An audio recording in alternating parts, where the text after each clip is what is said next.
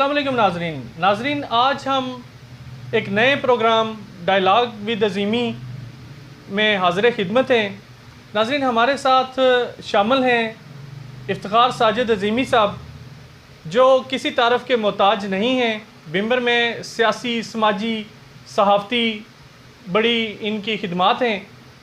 नाजरीन, इनको हम खुशामदीद भी कहते हैं। आज STV टीम में शामिल होने पर बतौर तजिया कार कश्मीर इशू पे ही बात करेंगे। इफ्तिखार साहब, मेरा आपसे पहला क्वेश्चन ये है कि कश्मीर की जो मौजूदा सूरत हाल है, इस पे आपका क्या तजिया है? अस्सलाम वालेकुम नाज़रीन इकराम।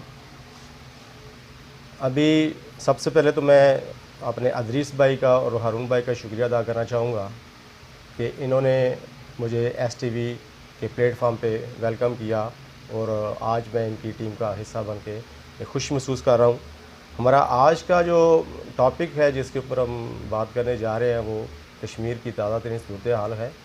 तो हारून भाई, जैसे अभी आपने जो पहला सवाल ये किया कि इसकी करंट सिचुएशन क्या है, तो मेरे ख्याल में इसके ऊपर अगर यूँ बात की जाए कि 72 साल से ये कश्मीर का मसला चला आ रहा है और ये मुख्तलिफ मराहिल से गुज़रा है। ठीक है। और मकबूल भट्ट शहीद की शहादत के बाद जो ना तहरीक आज़ादी ने एक नया जन्म लिया और एक नया रुख इख्तियार किया। ठीक है। और फिर ये 2 दहाइयाँ गुजर गईं, वो जो शहादतों की दास्तान है वो बढ़ती ही गई और बिलाखिर वो एक ऐसी स्टेज पे पहुंच गई कि 5 अगस्त को भारत की मुतसब हुकूमत ने एक ऐसा इकदाम उठाया कि जिसकी वजह से ये मसला जो सर दहाने में पड़ा हुआ था वो एक दोबारा दुनिया की नज़रों में आ गया और हाईलाइट हो गया। मैं समझता हूँ कि माजी में जितनी भी कुर्बानियाँ कश्मीरियों ने दी हैं उनके मुकाबले में ये 5 अगस्त से लेके आज तक ये तकरीबन 2 माह होने को है, तो इसमें सबसे ज़्यादा जबर, तशद्दुद और इस्तेहसाल जो है वो मकबूजा कश्मीर के लोगों का किया जा रहा है। ना तो उन्हें ज़राए रसूल रसाइल हासिल है, उनका ब्लैक आउट किया गया है, कम्युनिकेशन ब्लैक आउट किया गया है और उनके ऊपर कर्फ्यू नाफिज है, दुनिया के साथ उनका कोई रास्ता नहीं है और किसी को पता नहीं है कि उन हमारी माओं, बहनों, बेटियों के साथ वहाँ पे क्या हो रहा है। मैं समझता हूँ कि ये जदीद दुनिया में इस तरह का जुल्म और तशद्दुद जो इस्तेहसाल वो कश्मीरियों पर ना पहले के हुआ और ना आइंदा की तवक्को है। ठीक है। ठीक है। USA से हमें सालसी किरदार अदा करने के बारे में सुनने में आया जी कि वो कह रहे हैं कि हम सालसी किरदार अदा करते हैं। तो क्या आप ये समझते हैं कि पाक भारत का आपस में जो है ना किसी प्लेटफॉर्म पे ये जमा हो सकते हैं? अच्छा, ये कश्मीर के मसले को लेकर कश्मीर के मसले देखें, जो ट्रंप ने बात की है वो मीडिएशन की बात की है। ठीक है। आर्बिट्रेट करना और मीडिएट करना एक अलग अलग चीज़ है। ठीक है। मीडिएट का मतलब होता है कि आपने 2 बंदों को बिठा देना, 2 फरीकों को बिठा देना के लिए आपस में बात करें। ठीक है। लेकिन सालस जो होता है उसके पास ये इख्तियार होता है कि वो दोनों फरीकों की बात सुन के फैसला करे और फिर वो उसको बाकी दोनों फरीक उसके या तीनों मानने के पाबंद होते हैं। तो ट्रंप ने हरगिज़ ये नहीं कहा कि आप मुझे इख्तियार दें और मैं फैसला कर दूँ, बल्कि उसने ये कहा कि हम आपको बिठाते हैं और आप बातचीत करें। ठीक है। वो तो पहले ही हमारे पास UNO की करारदादें थीं। ठीक है। उसके बाद शिमला अकार्ड हो गया, तो शिमला अकार्ड के बाद हम पाबंद हो गए कि पाकिस्तान पाबंद हो गया कि अब वो उससे बाहर नहीं जा सकता 2 तरफा मुज़ाकरात से। मैं समझता हूँ कि 2 तरफा मुज़ाकरात में अब जो है ना गुंजाइश बाकी नहीं रही है। ठीक। क्योंकि हमने हमेशा देखा है कि जब भी पाक भारत मुज़ाकरात की बात चली है तो उसके ऊपर आखिर पे भारत ने ये कहा कि ये जो हमारे मुज़ाकरात होंगे ये आज़ाद कश्मीर के ऊपर होंगे। ठीक है। क्योंकि जिसको हम मकबूजा इंडियन कश्मीर कहते हैं वो कहते हैं ये तो है ही हमारा हिस्सा। ठीक है। वो इस चीज़ को कबूल ही नहीं करते कि ये जो है ना हमारा हिस्सा है। लेकिन माशाल्लाह अभी जो तहरीक जिस रुख इख्तियार कर गई है, सारी दुनिया के अंदर इसका चर्चा हो गया और कश्मीरियों की कुर्बानियाँ रंग ला रही हैं, तो अब भी मुज़ाकरा का दरवाज़ा बंद नहीं किया जा सकता, ना ही होना चाहिए। लेकिन मैं ये गुजारिश करूँगा कि अब अगर पाकिस्तान और भारत के मुज़ाकरात होते हैं और होने भी चाहिए, उसमें 3 बातों का इजाफा करना होगा, फिर जाके पाकिस्तान को कश्मीर के ऊपर भारत से मुज़ाकरात करने चाहिए। वो 3 चीज़ें क्या है कि इन मुज़ाकरात की बैक सीट के ऊपर या गारंटर के तौर के ऊपर अक़वाम मुत्तहिदा का जनरल सेक्रेटरी या उसका कोई नुमाइंदा मौजूद हो। ठीक है। जो अक़वाम मुत्तहिदा के अंदर 5 सुपर पावर वीटो का हक हासिल रखती हैं, वो पाँचों की पाँचों इन मुज़ाकरात के पीछे गारंटर के तौर पर मौजूद हों। और तीसरा जो असल फरीक है इस सारे तनाज़े का वो है कश्मीरी, खुद कश्मीरी। तो ये कश्मीरी भी हम उनकी नुमाइंदगी उसमें रखी जाए। तो ये 3 चीज़ें अगर कर लीजिए, अक़वाम मुत्तहिदा सुपर पावर्स और कश्मीरियों की नुमाइंदगी।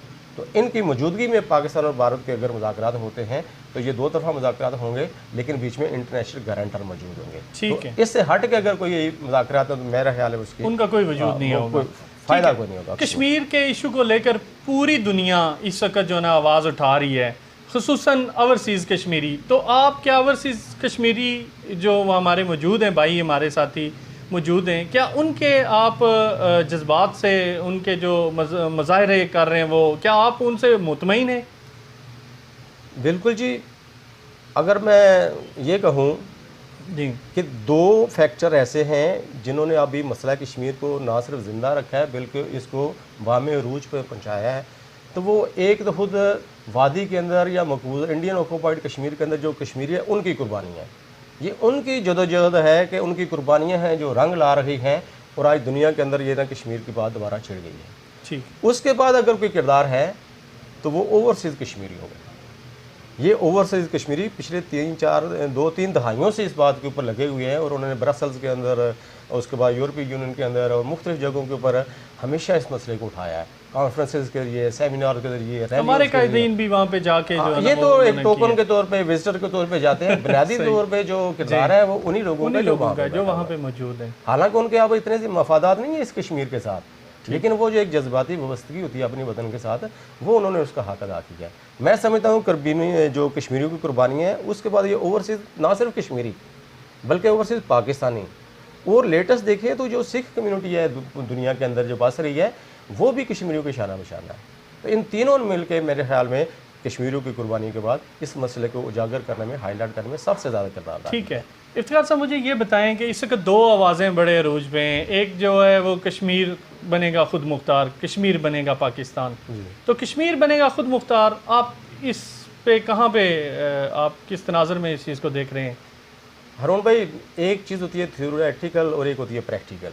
ठीक है। अच्छा, थ्योरी की हद तक तो मैं ये भी कह सकता हूँ कि मैं चांद पर जा सकता हूँ, पैदल जा सकता हूँ, ठीक है, या अपनी किसी मोटरसाइकिल पर बैठ, ये थ्योरी की हद तक है। या मैं कल कह सकता हूँ मैं सूरज की तरफ जा रहा हूँ। ठीक है, देखना है कि ये प्रैक्टिकली पॉसिबल है या नहीं है। ठीक। तो इसी तरह अगर मैं दो बातें हैं कि क्या आपने पर्टिकुलर क्वेश्चन किया कि खुद मुख्तार कश्मीर का ऑप्शन या इसका क्या हो सकता है। ठीक। ऑप्शन के तौर पे ये मौजूद है, कोई अर्ज नहीं है। इसको खुद मुख्तार कश्मीर कह लें, आज़ाद इस्लामी रियासत कह लें, या और कोई नाम दे लें, लेकिन इसमें दो बातें आपने देखनी है। मसला कश्मीर दो तरीक़ों से हल हो सकता है इस वक्त। एक तो जो हमारा मौक़िफ़ है पाकिस्तान का कश्मीरियों का कि इसे UNO की रेजोल्यूशन के मुताबिक हल किया जाए। अब उसके ऊपर दो करारदाद मंजूर की गई थी। एक में खुद मुख्तार कश्मीर का ऑप्शन मौजूद था, लेकिन जो फाइनल करारदाद सामने आई, रेजोल्यूशन सामने आई, उसमें इसको डिलीट किया गया और दो ही ऑप्शन रखे गए कि या कश्मीरी प्लेबिसाइड के ज़रिए इलाहा करेंगे पाकिस्तान के साथ या हिंदुस्तान के साथ। अब बात ये होगी कि अगर प्लेबिसाइड के ज़रिए मसला हल होता है फिर तो ये वैसे ही रूल आउट हो गया खुद मुख्तार का ऑप्शन, आपने किसी एक के ऊपर जायज़ करनी है। ठीक है, चलें जदीद हालात में अगर आउट ऑफ बॉक्स सोल्यूशन आता है, यूनेस्को की रेजोल्यूशन हट के कोई बात की जाती है और फिर हम देखते हैं कि क्या खुद मुख्तार कश्मीर का कोई ऑप्शन मौजूद है या नहीं है, ये मुमकिन है या नहीं है। तो हारून भाई, कोई भी बात आप करते हैं उसका कोई ना कोई बुनियादी प्रिंसिपल होता है, कोई ना कोई उसका असूल होता है, उस असूल के ऊपर आप बात करते हैं कि हमने ये बात करना है। ठीक है, कोई ना कोई लॉजिक ज़रूर होता कोई है, ना कोई उसका। लॉजिक ठीक होता है। अब इस तनाज़े में आपका लॉजिक क्या हो सकता है? इलाका हो सकता है, ठीक है, मज़हब हो सकता है, ज़ुबान हो सकती है, और कुछ इस तरह के ऑप्शन आप ले सकते हैं कि इस बुनियाद के ऊपर हम चाह रहे हैं कि अलहदा हो जाए, या खुद मुख्तार कश्मीर बने। अच्छा, अगर ये बुनियाद हम प्रिंसिपल बना लेते हैं कि इलाके की बुनियाद पे, ज़ुबान की बुनियाद पे या मज़हब की बुनियाद पे बनाएं, तो फिर मुझे बताएं खुद मुख्तार कश्मीरी क्यों होगा? फिर खुद मुख्तार जम्मू क्यों नहीं होगा? खुद मुख्तार लद्दाख क्यों नहीं होगा? खुद मुख्तार गिलगित बल्तिस्तान क्यों होगा? खुद मुख्तार आज़ाद कश्मीर क्यों नहीं होगा?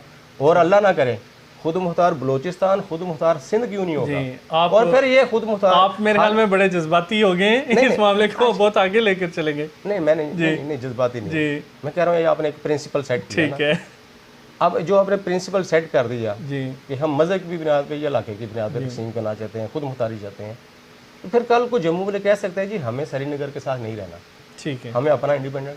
लद्दाख वाले कह सकते हैं हमारी ना ज़बान, ना कल्चर, ना मज़हब मिलता है, हमें अपना इंडिपेंडेंट लद्दाख दे दें। बिल्कुल ऐसे ही है। तो ये तो एक नया पंडारा बॉक्स खुल गया ना। चले हम इस क्वेश्चन को यहीं तक रहने देते हैं। मैं ये कहूँगा कि इस ऑप्शन को ना तो पाकिस्तान हजम करेगा, ना ही जी। इंडिया हजम करेगा। और होगा क्या, कश्मीरियों की आज़ादी की मंजिल चंद कदम और आगे चली जाएगी। ठीक है। अच्छा, मैं ये कहता हूँ कि 27 तारीख को इमरान खान साहब, हमारे वज़ीर आज़म साहब जा रहे हैं अक़वाम मुत्तहिदा में जनरल कौंसिल का इजलास अटेंड कर रहे हैं।